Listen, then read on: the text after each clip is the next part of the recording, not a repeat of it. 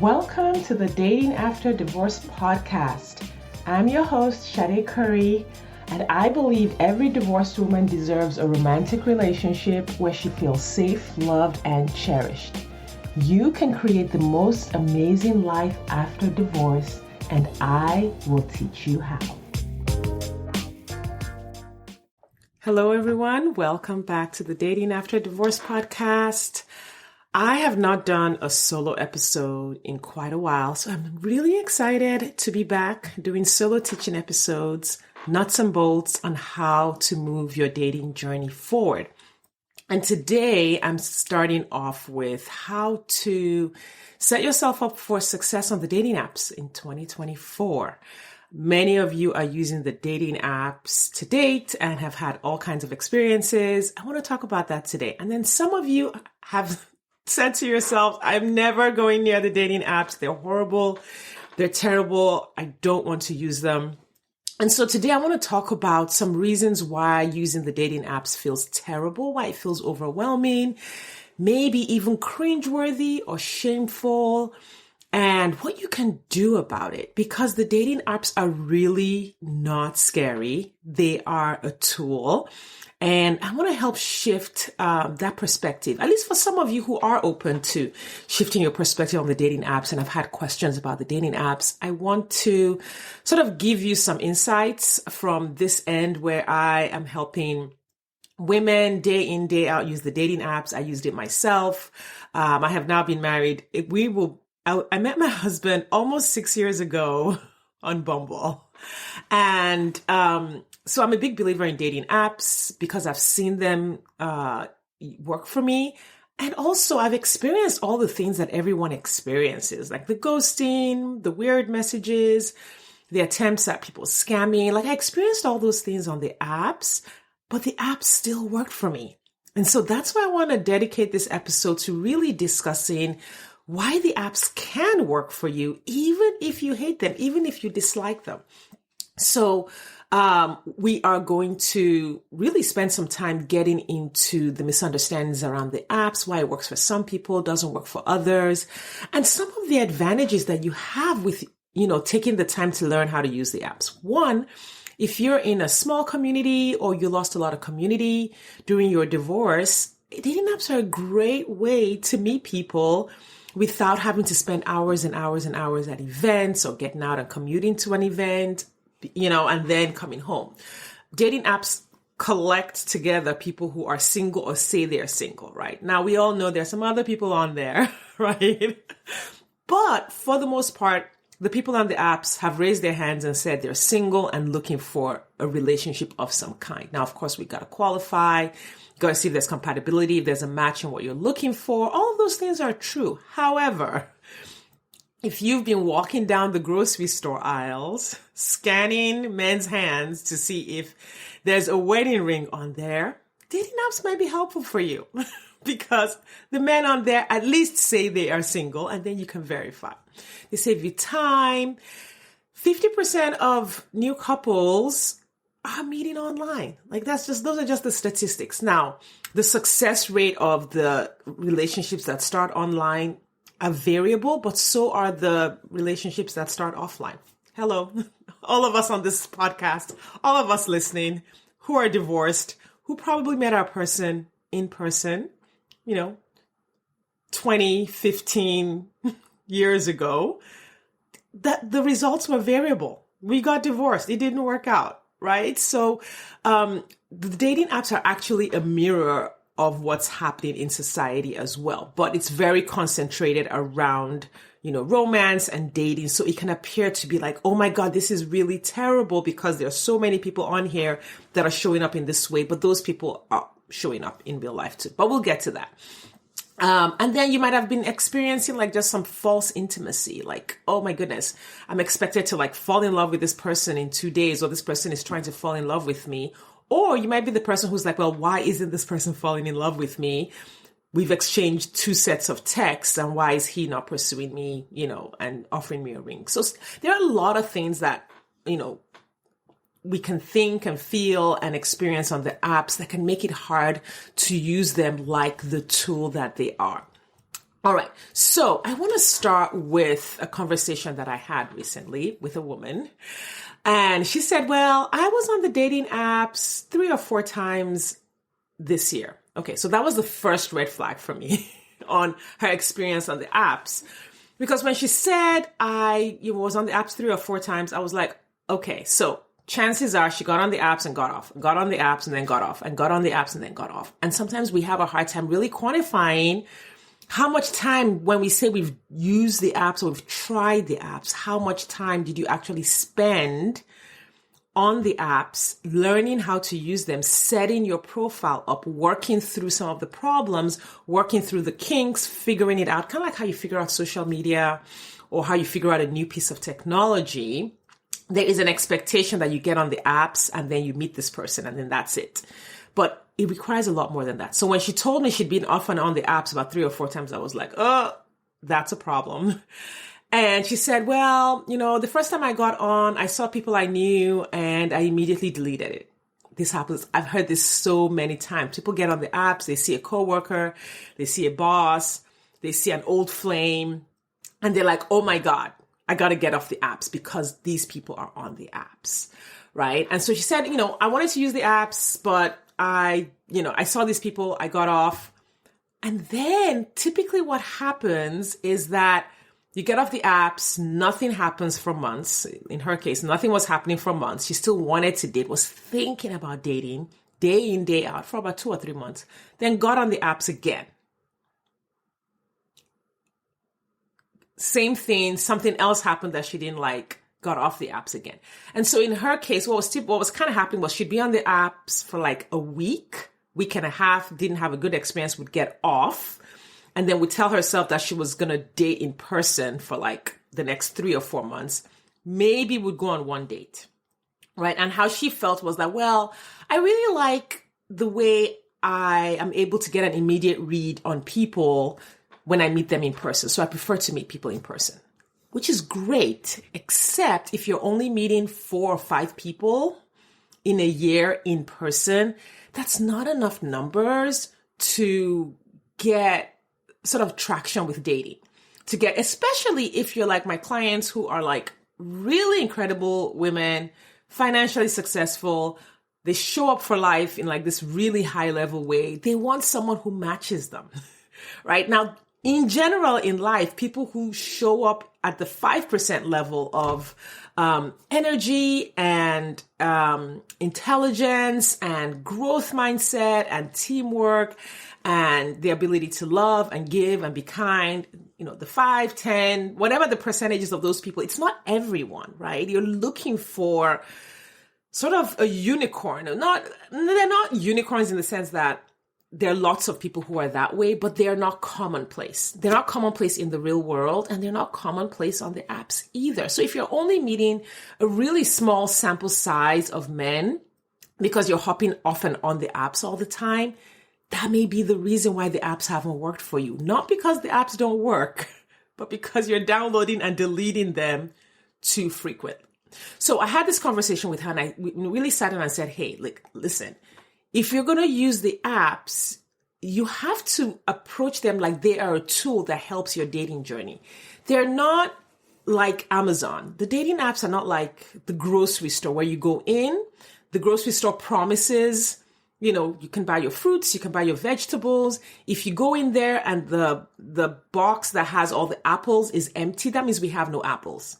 Right? And so when we go on the apps, we're often thinking about that, thinking like, okay, I'm going to go in. It's like a grocery store. It's like Walmart or Target or, the mall, wherever it is you shop, or Amazon.com. I shop a lot on Amazon. Sorry, don't hate me.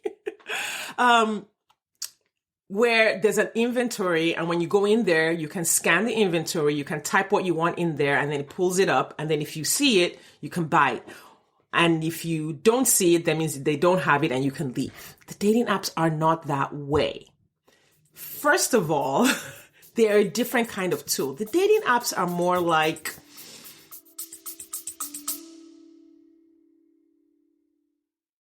do you wonder exactly how divorced women just like you are meeting eligible men who want a real relationship and a commitment? They're doing it by dating with their core values.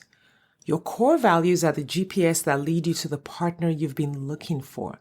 When you use your core values on dating apps, text messages, and at social events, you will easily connect with your true match partner without chasing, settling, or wasting time with non-committal men.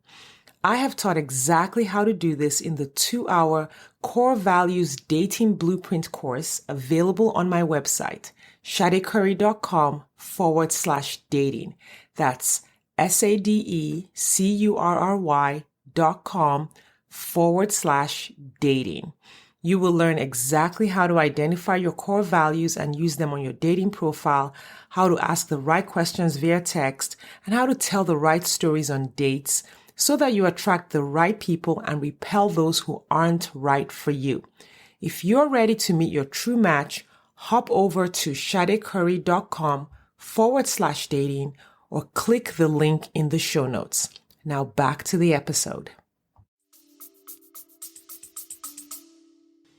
The yellow pages, okay? For those of you who are old enough to have used the yellow pages to find what you wanted, the yellow pages are just a listing where everyone who says they offer something come and then they list their name and their number and their address book. And the book is this fat for your city because there are thousands and thousands and thousands of listings. All the residents are listed in there. It's crazy that we did this back in the day. You could find anyone by looking up their last name and their first name, and you could find their address and their phone number in this book.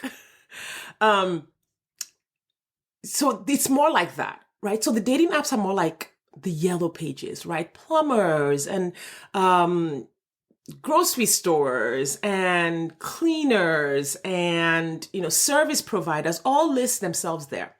So when you're looking for a plumber, you go on there and you say, okay, I'm looking for a plumber. And then there's like 100 plumbers on there. And then you call the first 5.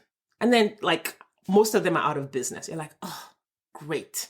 All these plumbers are out of business, right? And then you keep calling and you get to number 17. And that one's like, yes, I can do this for you. I will be there on Tuesday at 3:00. And then Tuesday at 3:00, he doesn't show up. And you're like, oh my God, all these plumbers in these yellow pages are not showing up. They're terrible, right? But that's not true, right? It's not true that there are no plumbers in the yellow pages. It's not true that the yellow pages don't work. It's just that other people have listed themselves as one thing, and whether or not they can live up to that promise is yet to be seen. That's all it is. That's all that's happening on the dating apps. It is the yellow pages of dating. So when you're looking at a profile, you're not looking at the promise that this person is going to be your husband. You're looking at what this person says about themselves, and then you have to check it out and see if it matches or not. And sometimes when you're looking for a plumber in the yellow pages, you got to call all the way down to number 72 to get what you're looking for. Someone who can fix the exact problem you have, who is close enough, who has room in their schedule, who shows up on the day that they say they're going to show up to fix it, who charges a reasonable price. So many factors and so many variables come into play when you are looking for something in this way. And this is why I feel like the reason people are not getting results on the apps is because they're just using them wrong. We're using them wrong. We're downloading them and deleting them every other day. We're frustrated when someone sends us a dumb message, and then we're like, okay, great. This person would never have been able to send me this dumb message in my real world because I don't have people like this around me. You still don't have people like that around you. You don't.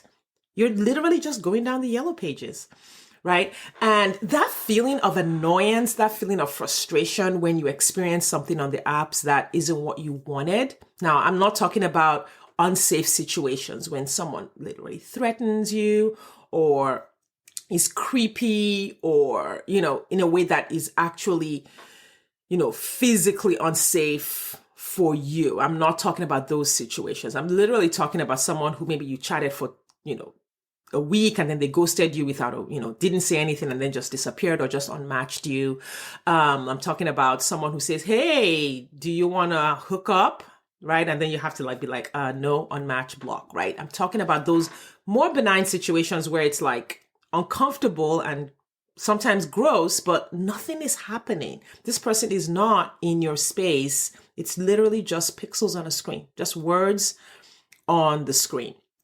Those things are happening in the real world too. They happen all the time. As a woman, you have to really consider how the world it is getting better, I will say. However, in so many ways, we are constantly exposed to those messages. We're constantly exposed to that behavior.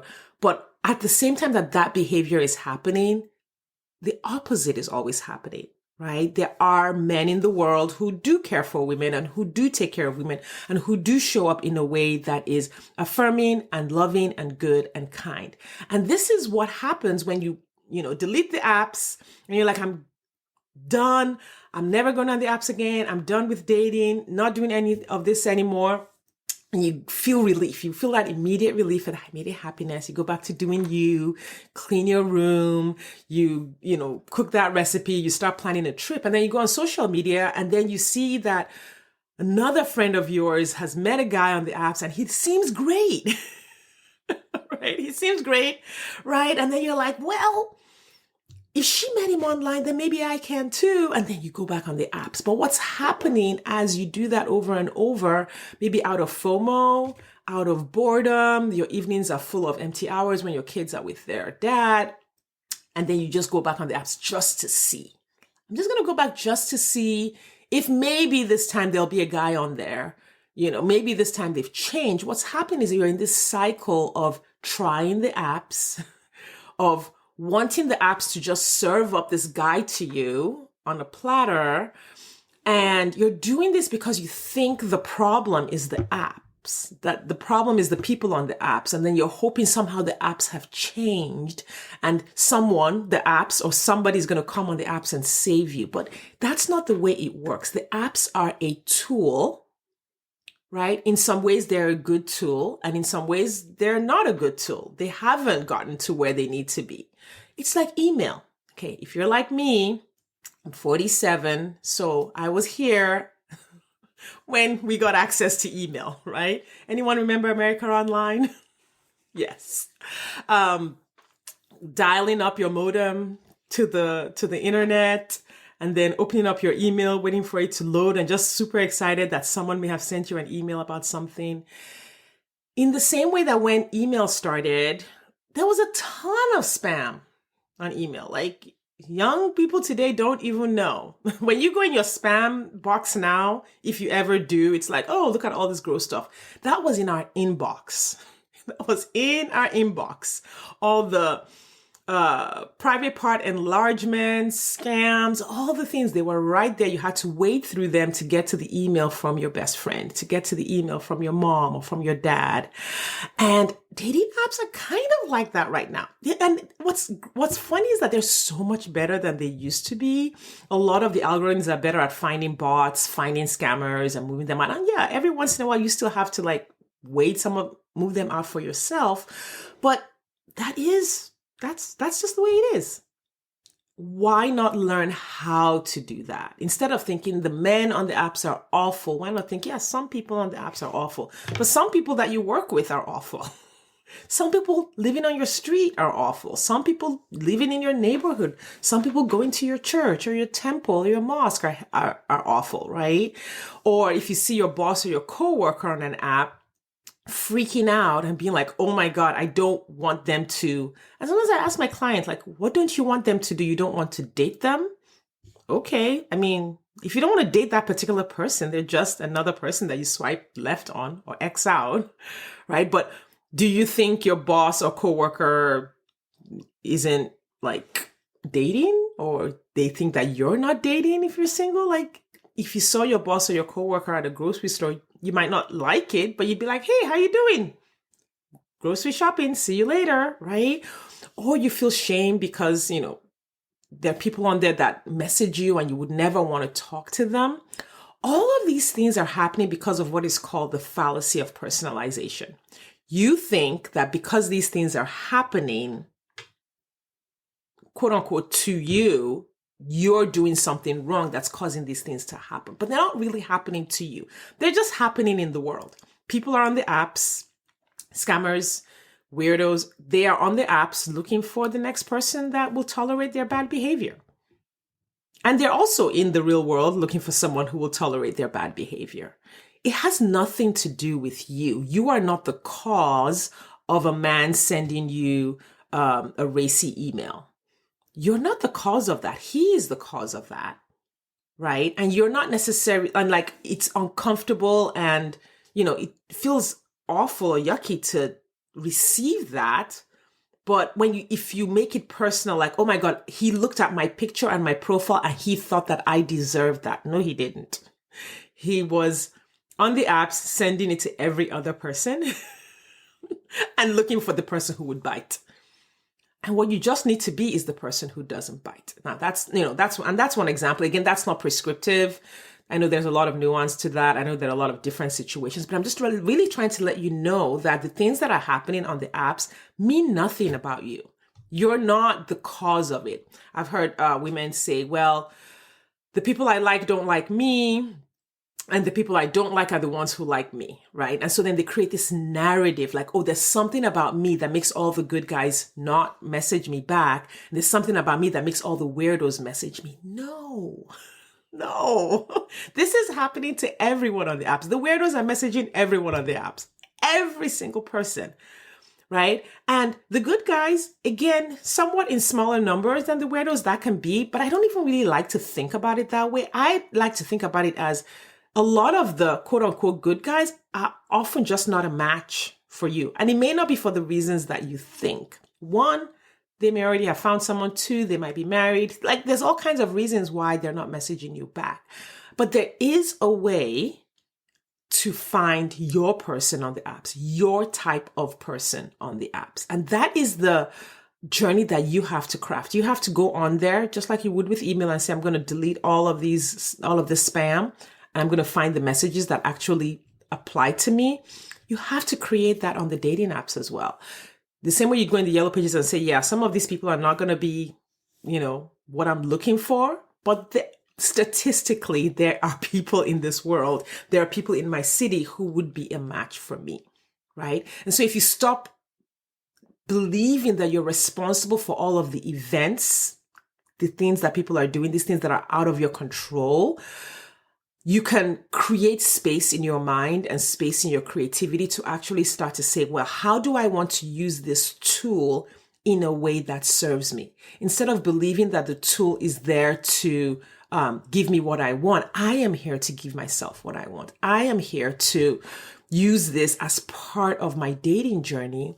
I am here to use this as part of my toolbox for meeting the partner that I want, right? So put aside the back and forth of downloading and deleting, download and delete. That spin cycle is keeping you stuck because you're not learning anything new.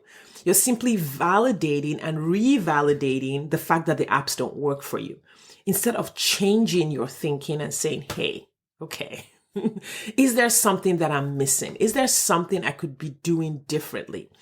One example from my life really was like, I don't think it wasn't immediately I was on the apps, but quite early on when I was on the apps, I was on OkCupid and I was having some conversations.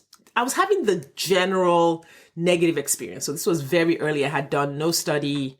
I had not certified as a coach. I had not created the process that I teach now. Nothing was happening then. I was experiencing all of the ghosting. And I was on OkCupid, and OkCupid at the time, they would ask you a ton of questions and kind of create a profile for you. And then anytime someone came in your queue, it would give you a percentage match to that person. And my ex-husband was on there, and OkCupid gave me a 99% match to my ex-husband at the time. And I could have said, okay, this is awful. I'm getting off. Again, like, oh my God, it did freak me out. I will say it freaked me out.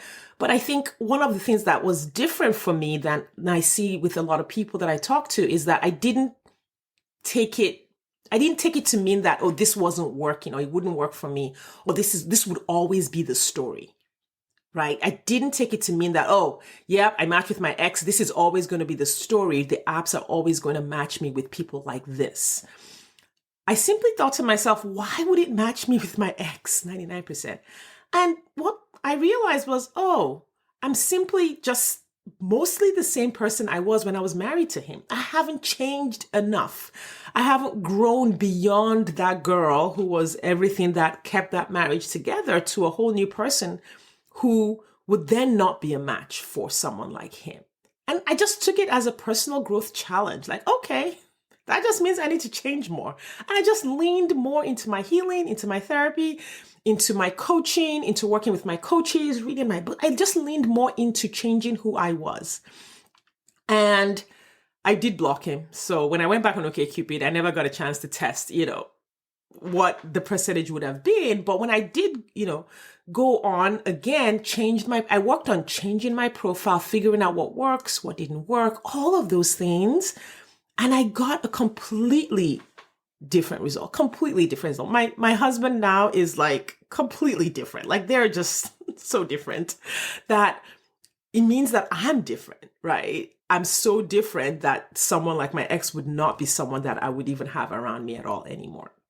So here are some tips that I want to give you. And I have, just like 7 things that I think you should consider doing so that you can successfully use the dating apps as a tool for your dating journey in 2024 and have success, right?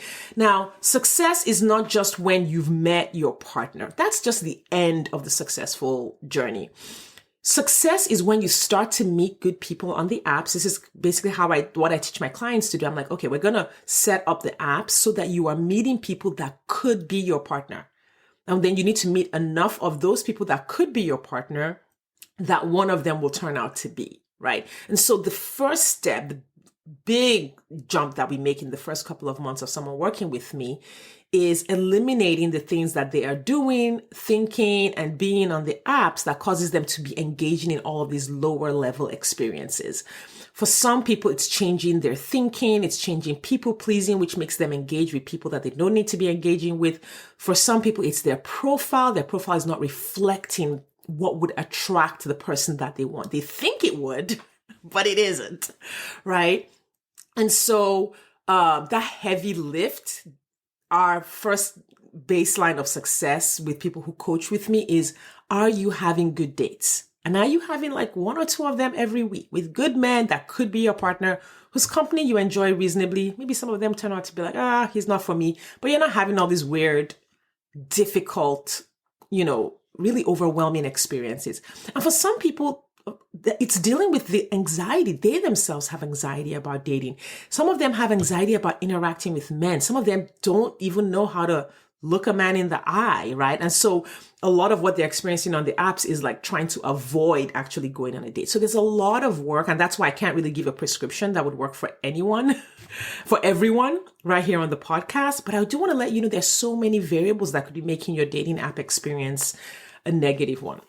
So I'm going to give you 7 things that to consider that could make a difference and help you set you up for success on the dating apps in 2024. 1 is get a realistic view of what the apps can and cannot do for you. The apps, again, are a tool. They cannot serve up Prince Charming for you. If Prince Charming is on the app, you have to show up in a way that connects you with Prince Charming, and you have to present the parts of what Prince Charming is looking for, right? And so one of the things that I would just throw out there, I think this is for everyone. This is one of the things that can be prescriptive. Stop engaging with the people who are not what you are looking for. Like if a person is like negative and they're a jerk and they just want to argue in your DMs, don't waste any time doing that, right? Like literally don't do that. But a lot of you attract those people because you put all kinds of like caveats on your profile. Well, I don't want anyone who is like this to message me and blah, blah, blah. So you already set it up like you're in an argument. And so the people who want to argue come. If a person comes into your DMs and you can tell that the conversation is not going well, if you are showing up 100%, and there's I probably need to do a whole episode on what it means to show up 100%, and it's not going well, then there's no need to engage. But that's a whole other conversation. Number one, get a realistic view of what the apps can and cannot do for you. Understand what the apps are for, how they work, how the algorithms work, so that you can say, okay, when I engage with this tool, with this piece of software, this is how to use it effectively. Take away all the drama, all the moaning, all the narrative, all the horror stories, and think of it as something neutral. It's just a piece of software that gives you access to all of these humans in the world. Now, how can you best take advantage of that? Number two, experiment. Try to figure out what's working and what's not working and change it and improve it without taking it personally. That right there is my entire coaching program, is we get on there, we look at, okay, what's working? We set up the first dating profile. We set up, my client's qualifying questions. We set up where she's going to go in person. And then we start to tweak it. Okay, this worked. Okay, this didn't work. This worked. And then we make it better and better without making it about her. Like she's doing something wrong. Like there's something wrong with her. Like there's something wrong with the app. So there's something wrong with men. No, there's nothing wrong with anybody. This is just the way the world is. And we just need to engage with what's happening effectively. Part of experimenting, this is number three, be willing to go on the journey and make mistakes. So many of you are afraid to be seen making mistakes. Like you don't want to step out because you don't want to be criticized by your family members, by your friends. You don't want to fall flat on your face. You don't want to go on any bad dates, right? Now, if you work with me, any kind of bad dates will be few and far between. But even if you did go on a bad date where the guy turned out to be like, oh my God, I definitely don't want a second date with this guy. As long as you are physically safe, that says nothing about you, right? It's not a problem. You just went on a date that didn't work out. That's it. But so many times, again, back to the fallacy of personalization, so many of you are making that mean something about you. The fact that you went on a date and he wasn't the one, or he wasn't great, or he said something mean, you believe that you did that, or you caused that, or by going on that date, you somehow attracted that to yourself. No, you're not doing anything wrong at all. And of course, women get blamed for whatever happens in the relationship realm. That's just a cultural narrative. Again, topic for another podcast episode. But I want to change that. I want you to change that. So get a realistic view. 1, experiment. 2, 3, be willing to go on a journey and make some mistakes. 4, change your thinking. Oh my God, so many people have deeply negative thoughts about dating, deeply negative thoughts about the dating apps, right? But what if you could change those thoughts into thoughts that actually help move you forward? So instead of thinking the dating apps are terrible, you could think, okay, the dating apps are a useful tool. They could help me meet someone, right? It's a little more neutral. It's a little more useful, where it's like, okay, we're not saying the dating apps are perfect. It's the other extreme. We're just saying they are a tool. And that's true. They could help you meet someone. Yeah, that's happened for so many people. What could change about how you engage on the apps if instead of thinking the dating apps are terrible, you started thinking they're a useful tool, they could help me meet someone? It doesn't mean you have to go on the apps, but at least you could take off that FOMO and that anxiety and the angst and all of the spinning that you have about them. Another thought that could change is my person isn't on the apps. Oh my goodness. People say this a lot to me, and I have to work with them to be like, how do you know your person isn't on the apps? Well, I've swiped on 100 profiles and my person wasn't there. Okay. There are millions of people on the apps. Millions and millions. And the truth is, you actually truly do not know if your person is on the apps or not. Right? So instead of thinking my person isn't on the apps, or my person wouldn't be on the apps, or this kind of guy wouldn't be on the apps, I have had clients meet wealthy men, kind men, religious men, growth-minded men, business, and all kinds of people are on the apps. They've also met people who weren't great on the apps, because all kinds of people are on the apps, just like all kinds of people are in the world. Again, the apps somewhat reflect our society. So instead of believing my person is on the apps, what if you could believe, I actually have no idea who's on the apps. I can hold space for possibility. I can just do my part, show up and learn to use it effectively and see what happens, right? Or I already tried the apps and they didn't work. Okay. One, what if you could think I can just be curious and see if I can change my results instead of looking for evidence to validate that they don't work. So constantly agreeing with everyone who says they don't work, constantly being in the groups, constantly being in conversations where everybody's agreeing that they don't work. What if you could be curious and say, hey, let me have some conversations with some people with whom they did work and see if I can figure out what they did differently. And if you're a podcast listener, you know this podcast is full of stories of divorced women who have used, some of whom have used the app, some of who met people in person and have successfully dated after divorce. You can have that story too. Everyone started from ground zero of, oh, I'm divorced, right? And everyone brings a different set of strengths and a different situation to this journey. So there is a path that can work for you. Right. And then there's some people who are just like, oh, I've given up on the apps. I always see that a lot. So I've just given up. I'm just done. Well, okay. That's okay because I believe that people can date and meet someone without using the apps. But that attitude of having given up tends to also show up in the way they show up in the real world, where they're actually not putting themselves out there in social situations, asking for blind dates, all of the things that they could do to meet someone in person. Don't give up. Like, you can get new results by trying something new, by doing it differently. And your results are up to you, right? Can you say, you know what? I'm going to be committed. I'm going to change my thinking.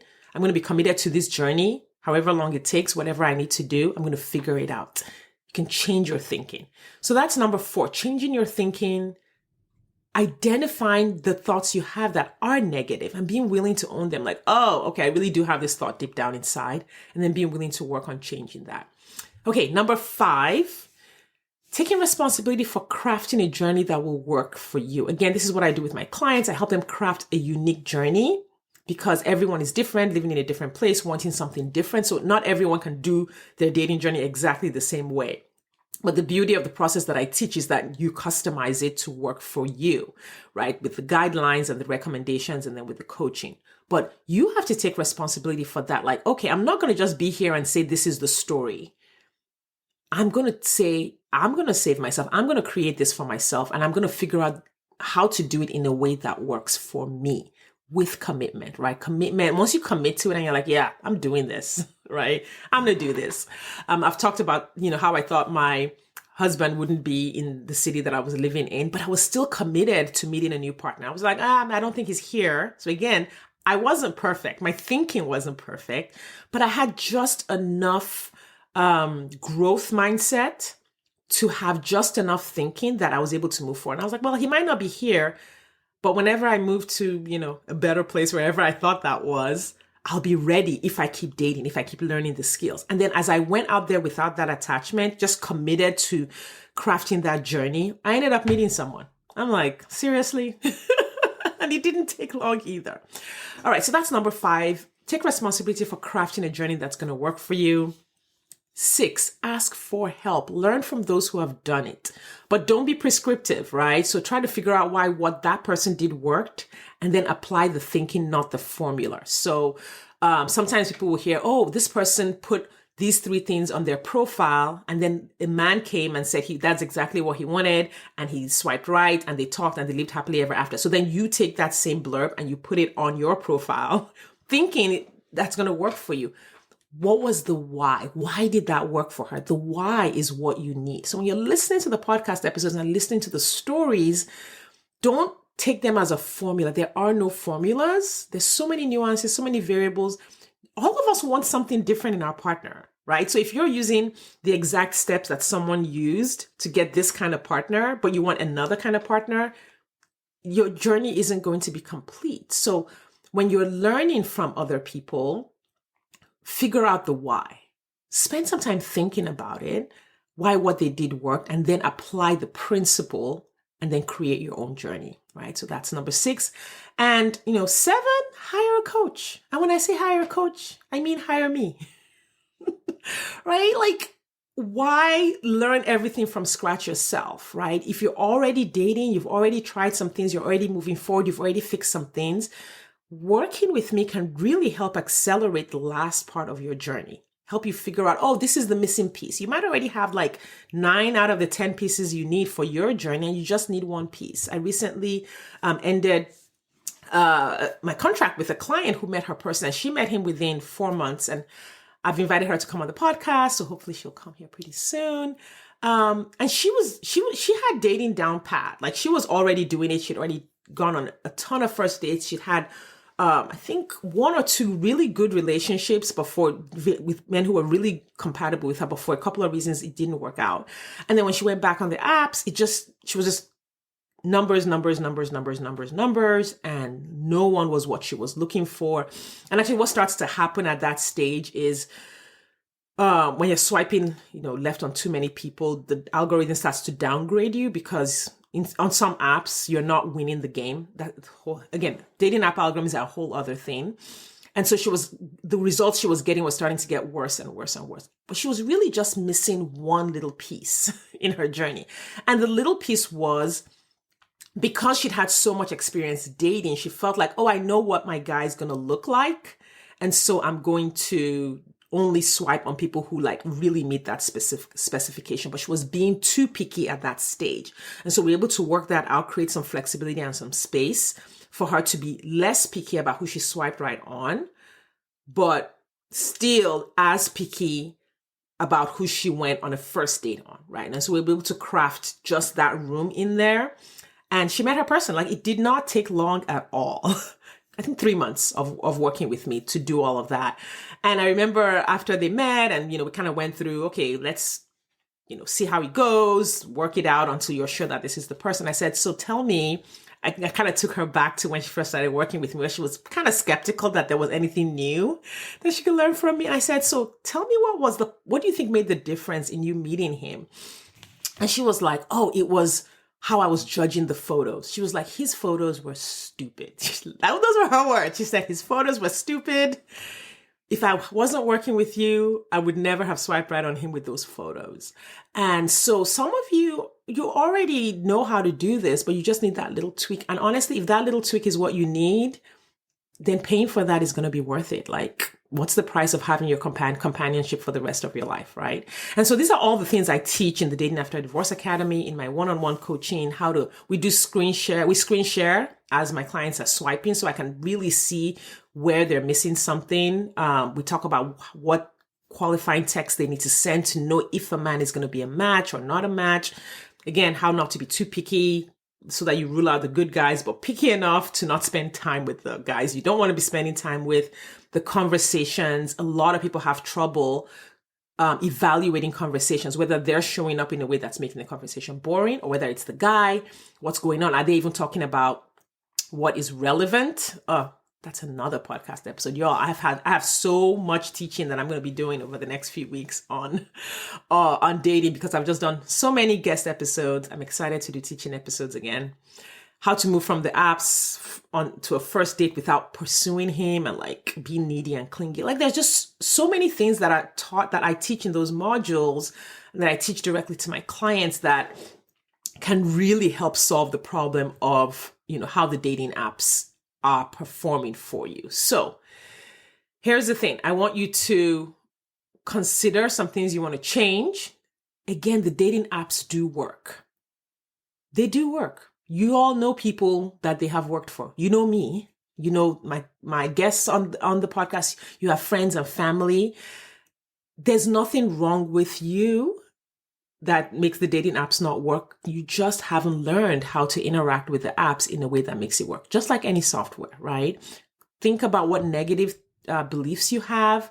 Think about whether or not you're falling for the fallacy of personalization and making it about you. And then commit to learning and customizing a process that's going to work for you, right? Think about how you could do it differently in 2024 so that you get exactly what you were looking for. And I want to refer you to a podcast episode. And again, I don't remember the podcast episode. I'm going to link it in the show notes on this one. I have a client who met her partner at age 63 on the apps.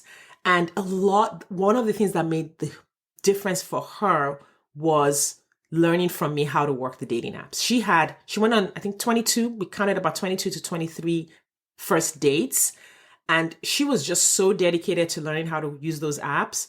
The first time, so I remember one of our early sessions, I said, okay, for our next session, download these apps and then we're going to, work through them. And she downloaded one of them. I won't say the name because this is just her experience. She was like, that was so overwhelming. I don't even ever want to go back on that app again. Right? But as we worked together, she got accustomed to the app. She was like, oh, okay. It was just another piece of software. She just went there. She knew she had created her protocol, the steps that were going to work for her. And she met her person. I'm trying to think. I think she was closer to like 5 or 6 months before she met her person. And this Christmas will be right around a year that they've been together. Right. And she'd never been on an app. Her first look at the apps completely freaked her out, but she didn't have a single bad date. Right. And she got her 6-foot guy with a full head of hair, which we have a running joke about how I was like, well, I don't know. But it did work for her. Right. She created the time to date. She created time to learn how to use the apps. And she's been in a loving relationship for the last year. So you can learn to do something different. You can learn something new if you open up to that curiosity and that growth, that it can work for you too. All right. I hope this was useful for you. I hope this helped change your perspective. I really want more of you to succeed at this in 2024.